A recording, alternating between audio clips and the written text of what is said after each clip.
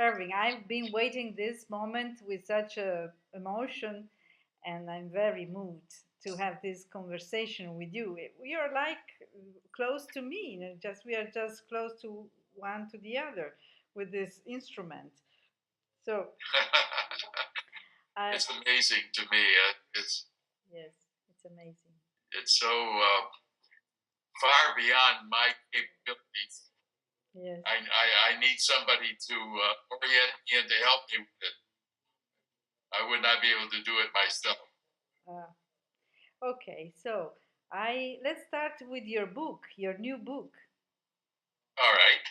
This is Beyond Therapy, the new book that you just published, and it supports your idea that psychotherapy has to be used also in a wider environment, and you consider three aspects of the wider environment, which is the everyday conversation, the arts, and religion. Um, I like very much your work in this sense because I think that we as psychotherapists and Gestalt therapists have to bring our values into the wider world. And especially in these days uh, when the world seems crazy. I was in Paris when there were the attacks, Erving. I was in Paris. You're what? I was in Paris when there were the Oh, yes. attacks. I was there. I was teaching there. Oh, were you? And that was such a trauma, such a bad feeling to be there and to know that I could have been dead. I was very close to the places. Happened in place. Yeah. So all these things that are happening in our world since September 11th make us think that we need to do something for the wider world, not only for the clients. So I think this is your wish. I would like you to say something about this legacy that you want to give to the world. Well, there are two aspects of it. You know, my words are being repeated to me. Yeah, I can hear you. What's that? It's a technology thing. Can we? Okay. Anyway, there are two aspects. Now, what described was finding some way of improving the conditions of international living, Mm-hmm.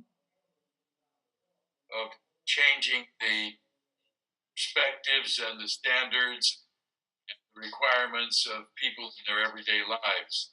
Mm. And I think that's a worthwhile goal. Mm. The other side of that issue is that whether we seek improvement or not,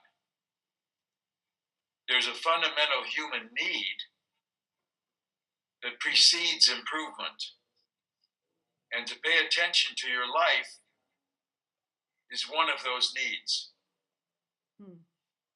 Just as sex is a need, and sex will reproduce the species, we don't do sex because it reproduces a species. We do it because we like it, and because we are impelled to do it. And what I'm saying is that to pay attention to your life is that dimension of insistence that we are impelled to pay attention to our life. The fact that it may do some good for the society is also important. But the primary thing is we need to do it. And we will find ways of doing it. And we have found ways of doing it. And the three things I mentioned, the conversation every day, we do it in the arts and we do it in religion. And psychotherapy discovered that this was a way, paying attention to your life is a way to solve certain acute problems. But we forgot there was more basic, and that there is an enchantment to paying attention to your life that calls for the attention of the society at large. And religion does that. I'm not saying that we should do what religion does, because we do it very differently, and we're certainly not oriented toward supernatural, but we have our own ways of paying attention to the lives we live, but we have invented this way within the medical framework. So we have lost track of the social. I don't mean we totally lost track. There's much energy that goes into the social implication of psychotherapy. But we still think of it as a part of medical procedure. And we hate to think of it as the heir to religion. When I say we, I don't mean me or you. I mean the profession as a whole. Well, you understand what I'm saying?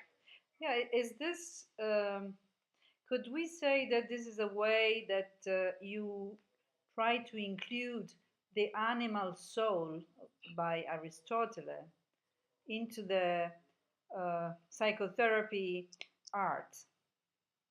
Could we say that? The animal soul, of which Aristotle spoke, could we say that it's a way of integrating the animal part, the organism animal, the animal organism together with? I would prefer to use primary. Animal is okay, but I don't think other animals do the same thing. But it's primitive. Yeah, it's a way of integrating the wholeness of the person, including the primitive aspects. Yes, okay. That's right. Yes, and you think that psychotherapy is a way that we discover, that helped us to discover this, and we have to bring this value in everyday life. Yes, that would be in a sense,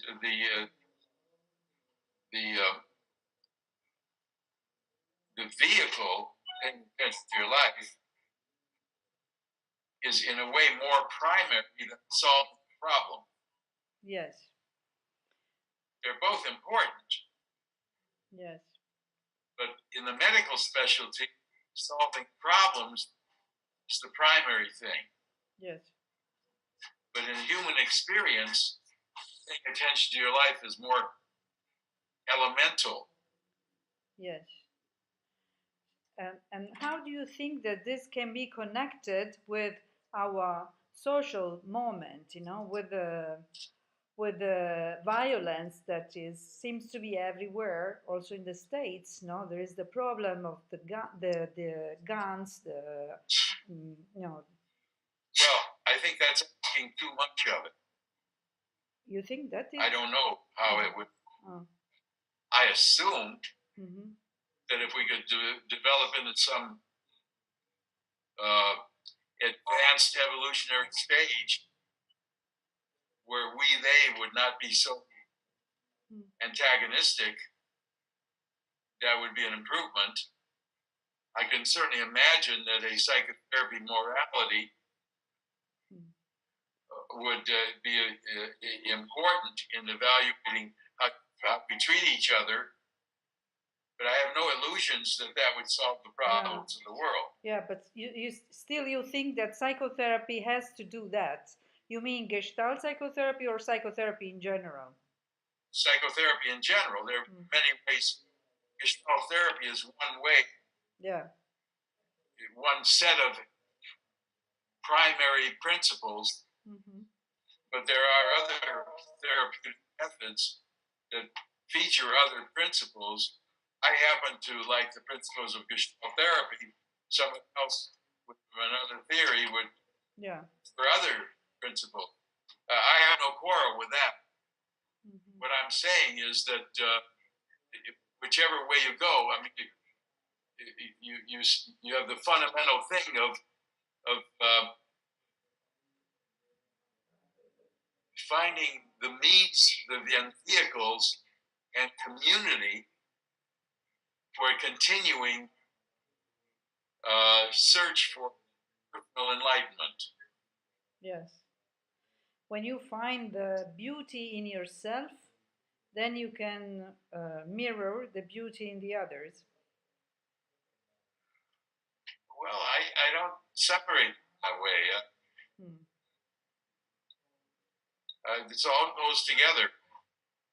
And when I think in terms of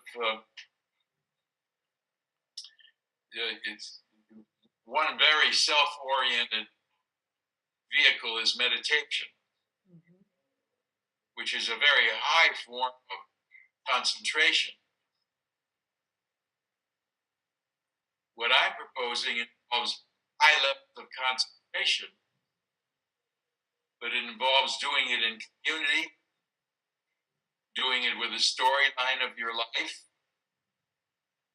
doing it with your moral perspectives, and so on.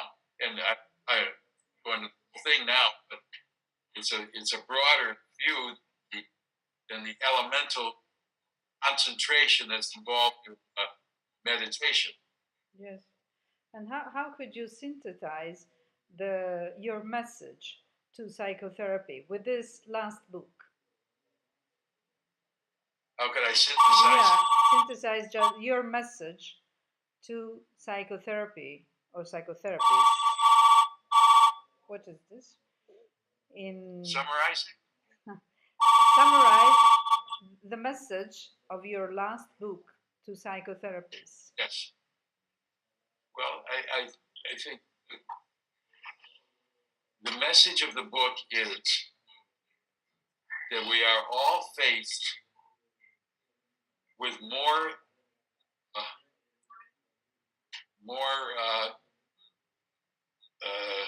incitement, more stimulus, more happenings, more contradictions than anybody can totally integrate. That we need the opportunity to catch up with the losses that this excessive demand calls upon us, to come together and catch up with what we are,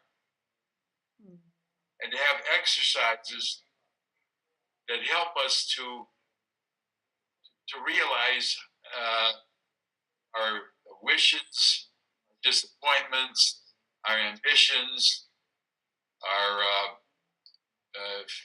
frailties, our powers, all the many things that enter into our lives that it's very hard to keep in touch with.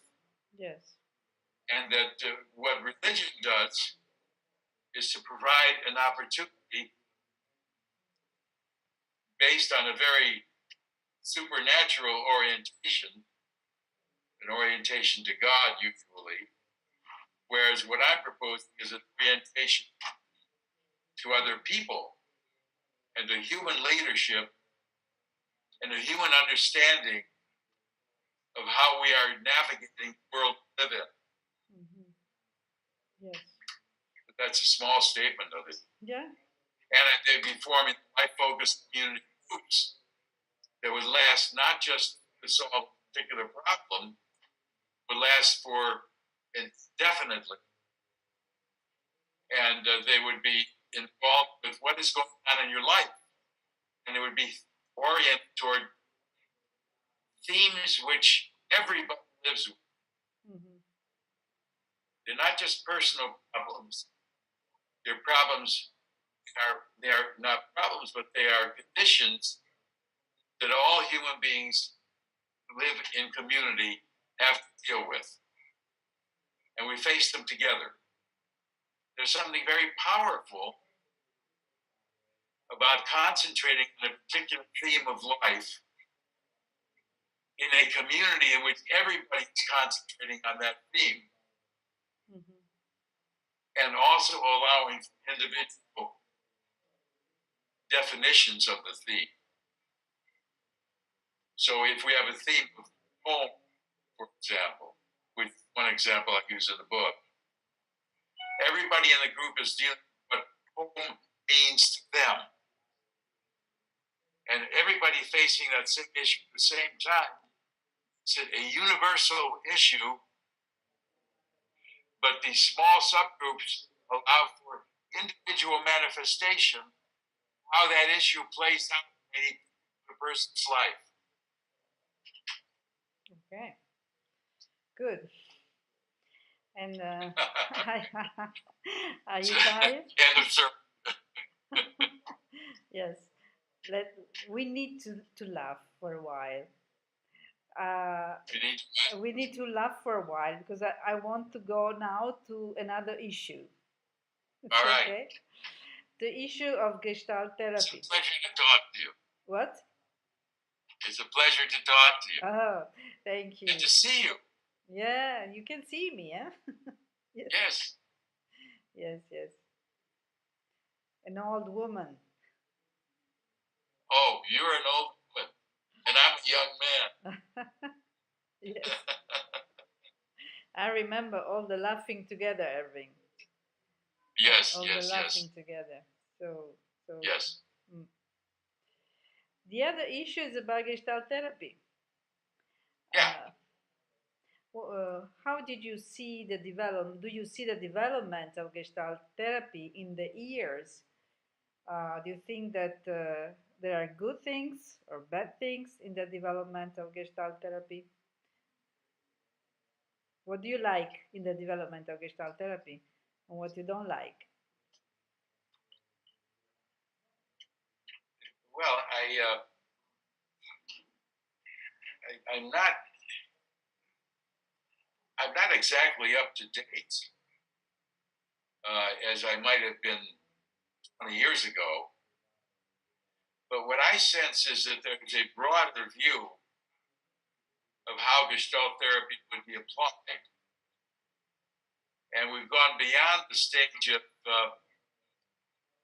what are you doing, what do you want, what do you feel? That we're willing to have a conversation. We're willing to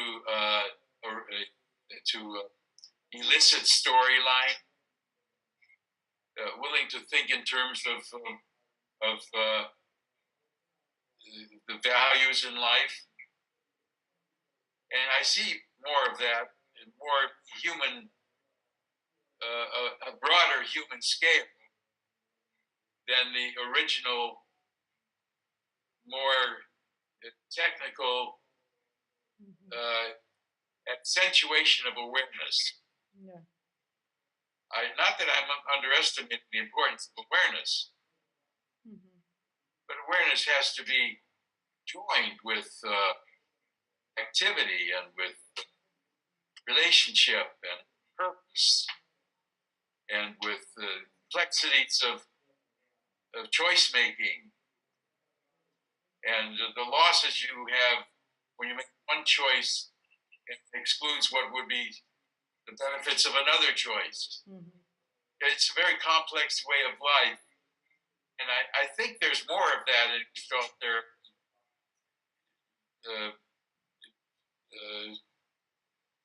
Sessions that I know of. So, I retired over 15 years ago. So I haven't really been as much in touch with specifics of all that's being written. So I get the general idea. Yeah, but would you suggest a young psychologist or psychiatrist to train in Gestalt therapy?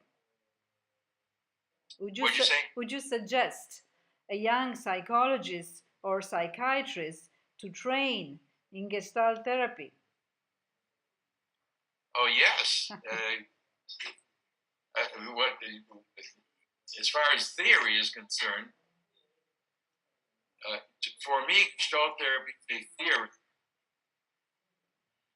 that incorporates many of the new technical developments, or could, because it's a theory that encompasses a breadth of procedural options. It involves relationship, involves technique, it involves body work, it involves fantasy work, it involves communal work. It's a very broad theory. Unfortunately, I think that's not the image of Gestalt therapy. But I believe it's the most complete of the theories in terms of incorporating that I just referred to. And also, but I remember when I first came into Gestalt therapy, I'm talking about 1953. I joined up in the Gestalt therapy community in Cleveland, and some of my colleagues said, this Gestalt therapy you're involved with, you think that's theory of the future? And I said, absolutely, I think it's the theory of the future, but I'm not confident it will be called that. Because I could see even then that there was a kind of narrowing that Fritz was promoting that would exclude a lot of people rather than moving out toward including the people and including other methods. But the theory itself is very incorporative theory. Yeah, I think also the Gestalt therapy is something very special, which is the glance into the now for next, into the future, the immediate future. That you highlight, it's something, an idea that you highlighted very well. When we focus on the movement towards that the person has, the movement. When we, as therapists, we focus on the movement towards the person is acting. This is something very special that I call the now for next instead of the here and now. Yes. Well, now, the original contradiction that Pearl fostered was that his slogan of here and now contradicted what you're talking about and contradicted his own concept, which was the awareness continuum. The awareness continuum with Pearl's very clever examination of the organic quality of movement. That if you stay tuned in continuingly, you will get to where you want to go. But he couldn't bear the idea that you would think where you wanted to go. He only wanted it to be automatic, spontaneous, that it would happen. And for him to foresee the future or plan the future, as I think he would include, he didn't promote that part of it, even though he had the principle. But you promoted it in your works. You did promote it. Yes. And this is something that I took from you, and I developed it into my book, The Now for Next in Psychotherapy. Yes. And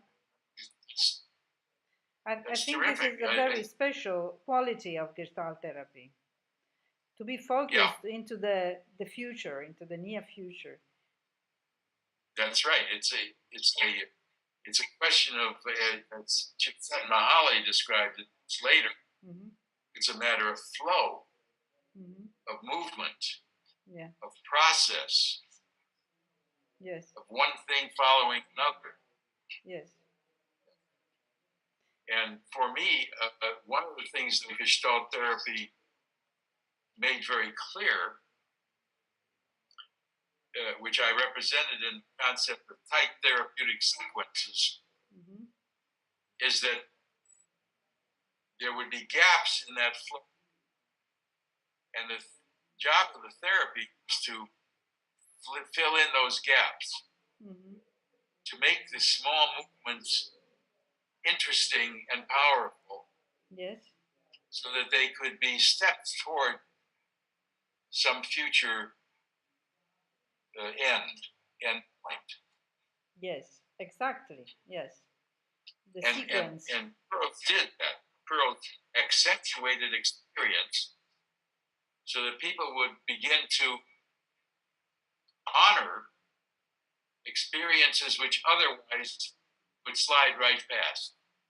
Yes. Okay. Yeah.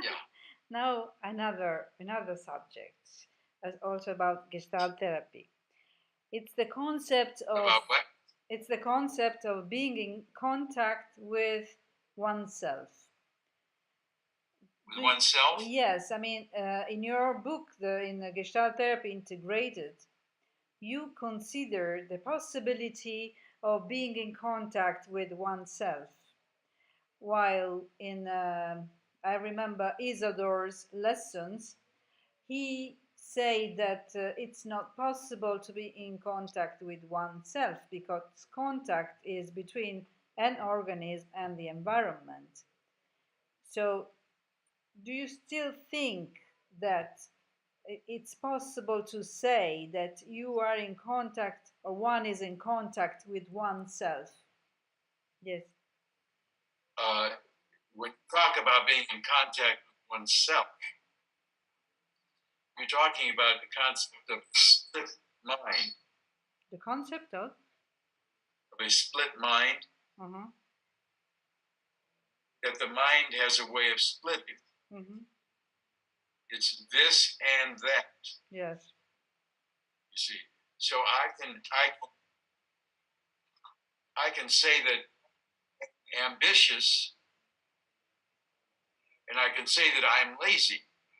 Mm-hmm. It's the same person, Mm-hmm. but they're two. I'm trying to think of the right word for. There are two abstractions of that. Mm-hmm. There are two. We create entities with our imagination, Mm-hmm. so that I can have an ambitious quality and a lazy quality. So when I say that my ambitious quality has to vie with my lazy quality, and somehow one or the other wins out for the other, Mm-hmm. it's not real in the sense of my contact with you. It's within me, but it's a function of my imagination, Mm-hmm. that I create this entity. It's like a So mentalization of oneself, like a it's what? mentalization of oneself. A mentalization. Huh. It's a poetic statement of aspects of oneself that we animate with an identity. Hmm. See, we animate it in our minds.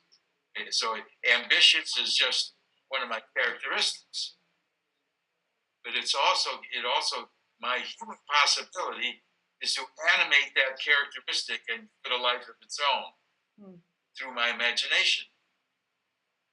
And it's in that sense that we have one part of oneself in contact with another part of oneself. It's not that there's a body within that has some concrete quality that meets another body within that has another concrete quality, as is true between you and me. So it's different. So in a sense, he's right, but he's excluding the imaginative reality. So it's like one part of oneself is part of the environment. So you make contact with a self which is part of the environment.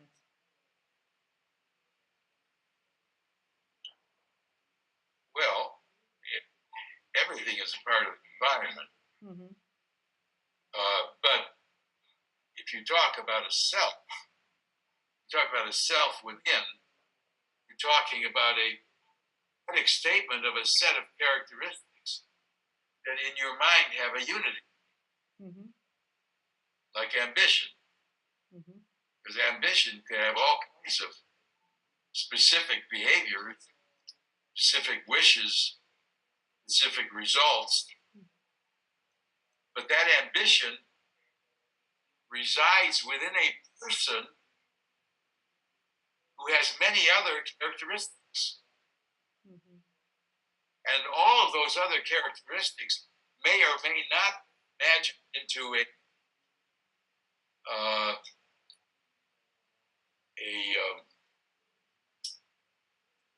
self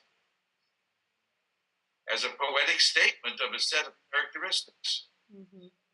So you can't exclude the poetry of life from the way people handle internal experiences. Well, Pearl's top dog underdog did that, of course.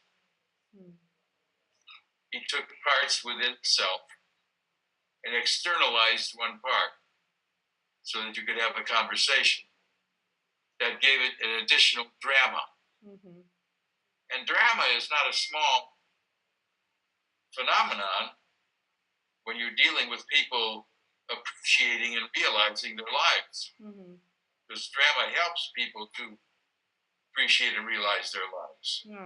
So in this aspect, you are not don't agree with Isidore's theory, Isidore's thought, that he thought that one person. Well, you have to say again what I'm agreeing or disagreeing with. With the idea that the contact is happens here now between one organism and its environment, and so it's in the meeting with the real novelty, the real other, that the experience arises from there. Well, I agree that it's a different phenomenon from you and me being in contact, but I want to include the human imaginative characteristics in how I'm postulating existence. Yes. It's like when you write or when you produce art, it's similar. When you write something or you make an art, produce some artistic product, it's the same thing. Say again? I mean, when you write, it's like having contact with a part of yourself when you write. Well, in order to write, I have two different directions.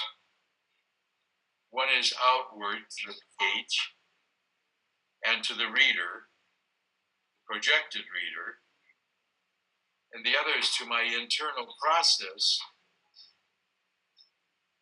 where the organization of the ideas happens, and where I have to bring them together in a way that makes sense. I have to do both. Yes. Okay. Are you tired? No. Can we speak about psychopathology? You can speak about it. I don't know that I know much about it. How do you see the psychopathology? We know that in the time when Gestalt therapy was founded, Fritz Perls rejected to treat psychotics. He was a psychiatrist. Fritz Perls was a psychiatrist, but he rejected to work with psychotics. Nowadays, we need to deal with serious disturbances because the clinical evidence is changed, And we do need to speak about psychopathology.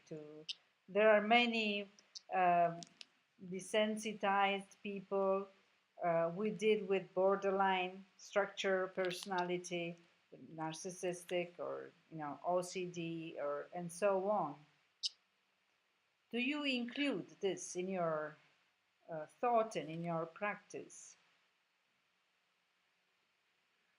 Well,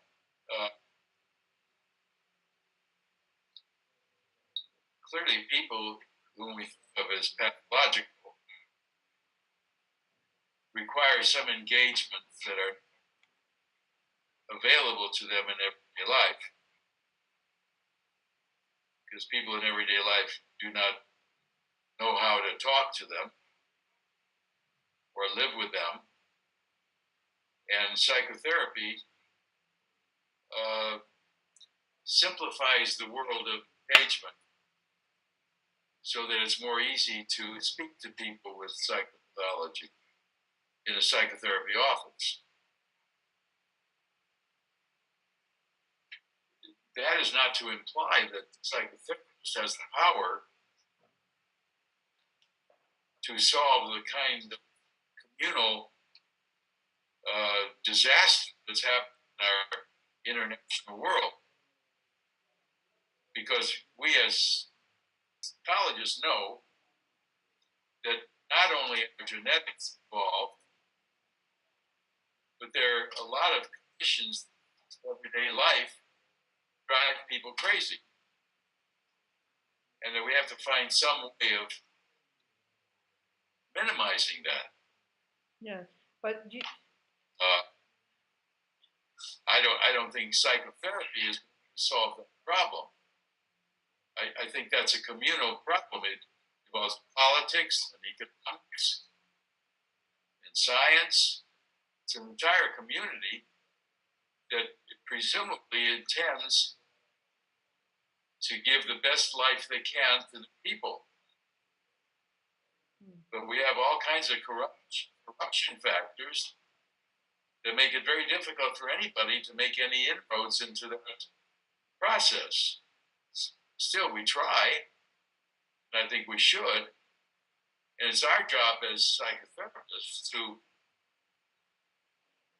offer our perspectives on what conditions would soften the problem. And it seems to me like one of the conditions would be to have better communal hospitality for people.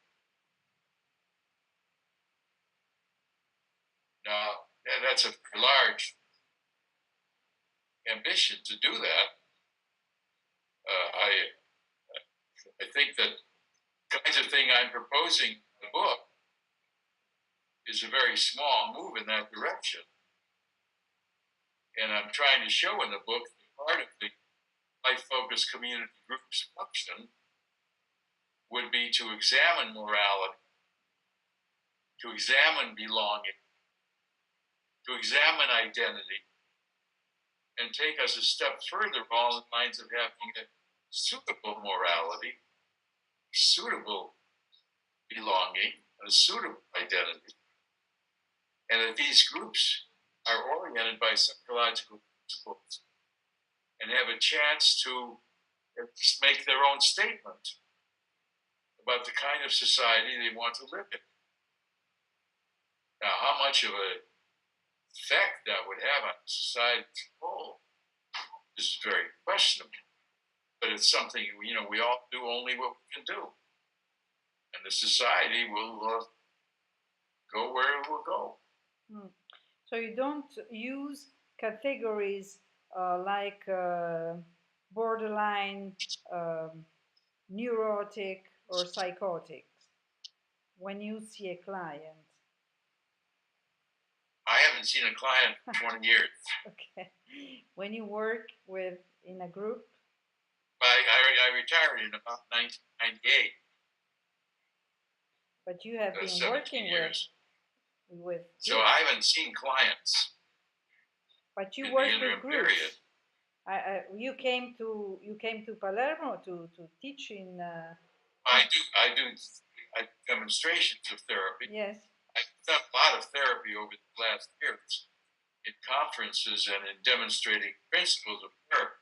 Yes. But I haven't, that's one session thing. I haven't really had a therapy relationship with these people. Yeah. But anyway, you don't think in terms of organization, different organizations or personality, like borderline or psychotics or neurotics. Different organizations or different organizations or personalities, like Otto Kernberg says. Also, what? Otto Kernberg, the psychoanalyst, Otto Kernberg. Otto Kernberg. Oh, Otto Kernberg, yeah. What about him? Well, he divides the personality organizations. He considers three kinds of personality organizations, like different kinds of perception. A psychotic has a perception which is different from neurotic perception and from borderline perception. Yeah. Do you think in these terms? I mean, do you? I don't think in those. I know those terms are valuable for those who are working clinically and also for social purposes. Mm-hmm. But it's not something I have focused on. Yeah, yeah. You have a unified. I like the way you look at the person in a very unified whole. In a whole, you are in contact with a person for the way he or she stimulates something in you. Well, if we're thinking in terms of therapeutic method, yes, things that I find most important probably apply at various levels of disturbance. Though I myself have not worked very much with psychotics. I believe in the importance of relationship, that the person you're working with has to feel like saying to you matters, that you hear it clearly, that you hear subtleties, that you bring them into touch with things that say or do that would be valuable to them, but which they do not recognize as being part of themselves because they've just obliterated it with you. I believe in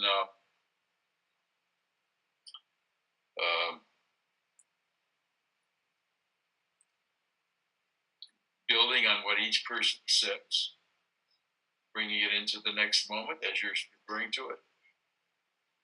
I think that therapy is a matter of opening the person to the fluidity of their move into the future.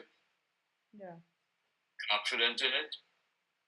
I believe that the more success they have in the relationship, the more free they will be to take the next step.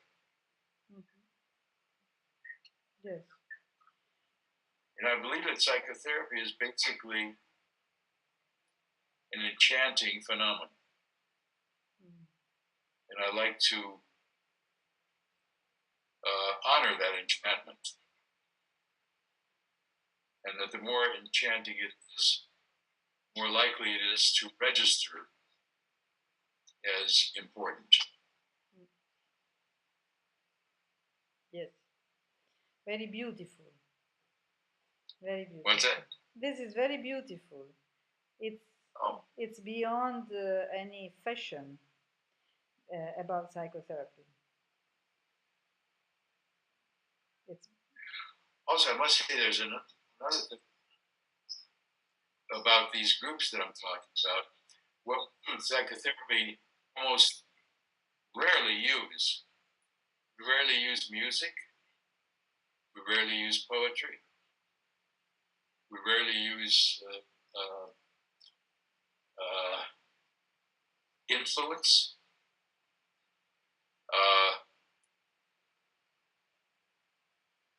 And in these groups, we do have a sense of arousing people's minds to consider the themes that they live with. And it helps a lot to do it in community, together with other people. Yes. I've seen a family today with an autistic boy of a 15 years old boy, autistic. And this boy was with the music all the time, and he was enjoying the music, and he didn't hear our words. But when the mother cried, he stopped and he looked at the mother crying. It's another music. Yeah, because that mattered. Yeah, that's beautiful. Yes. So, Erving, I thank you because you taught me the music of life. Thank you. It's a pleasure to talk to you. Yes, you really taught And me. to see you. Yes, you taught me the best of the therapeutic interaction. Thank you very much. Thank you, Margherita.